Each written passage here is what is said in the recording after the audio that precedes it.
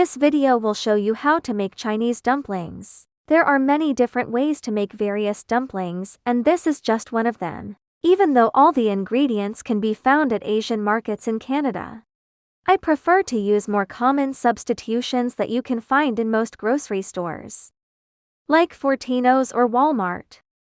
This still keeps the authentic taste, and it's easy for you to get those ingredients and try it at home. First, we need to prepare the dough for the wrappers. Wheat flour in Canada has very good quality and famous around the world. We are in Canada, we really should take this advantage. However, all-purpose flour in Canada has a higher protein ratio than the flour typically used for dumpling wrappers.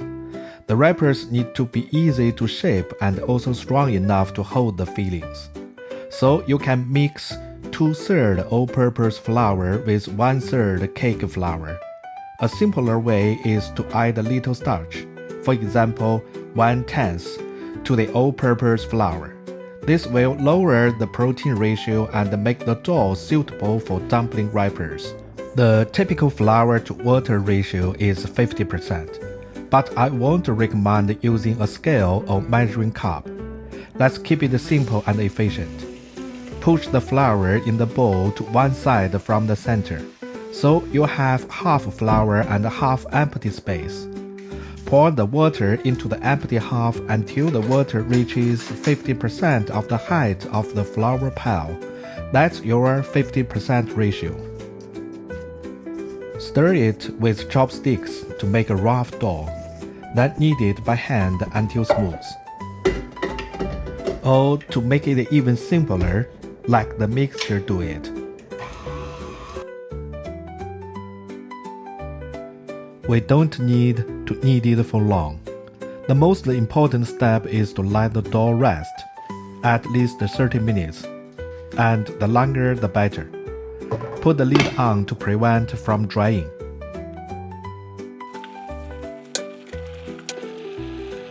We need some spices to cover the gamey taste of the meat. First, boil some water and add Sichuan peppercorns in it.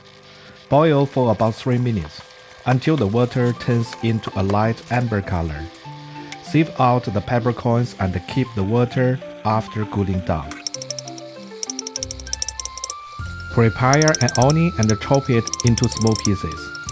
Usually Chinese green onions are used, but I find the regular onion works great as a substitute.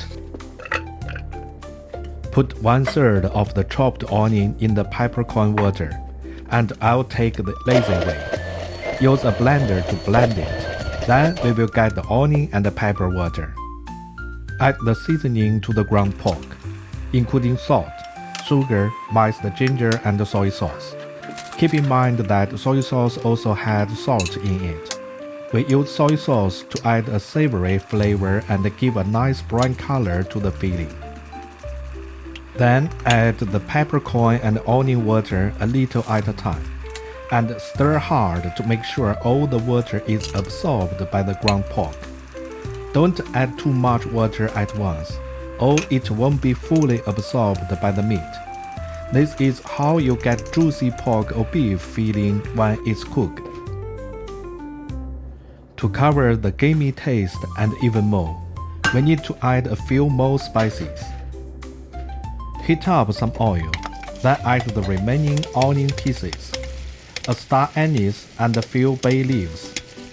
There's no strict rule for the spices. Just use what you like.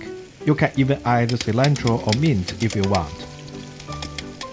Stir the spices gently. We don't add Sichuan peppercorns here because their flavor will evaporate with higher temperature. When the onions turn golden brown, sieve the oil and pour it straight into the ground pork. No need to let the oil cool down. It smells amazing. Stir the oil into the filling. Next, chop the leek into small pieces. Mix the leek into the ground pork. Then put the filling in the fridge for a while. This makes the filling easier to shape and be in wrap. Because the fat hardens in the cold,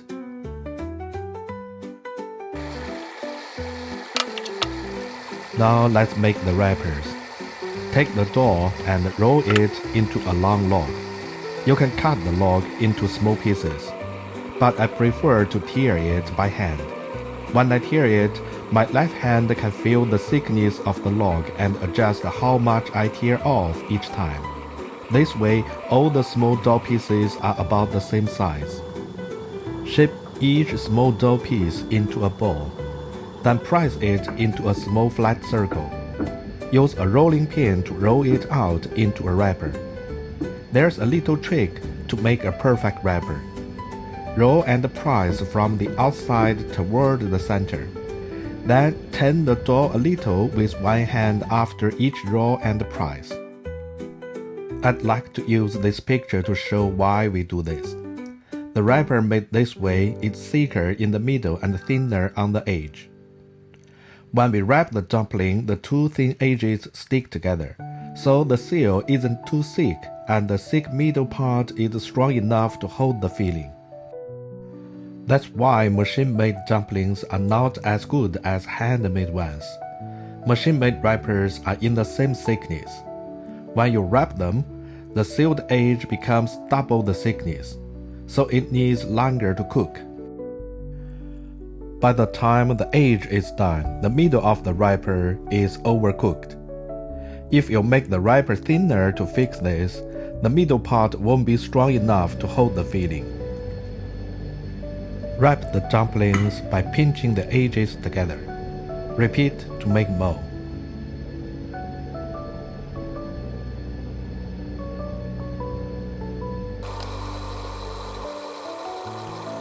Put the wrapped dumplings into the boiling water and stir them gently to prevent them from sticking together. Once all the dumplings float to the surface, keep the water simmering for 3 minutes. Then sieve out the dumplings.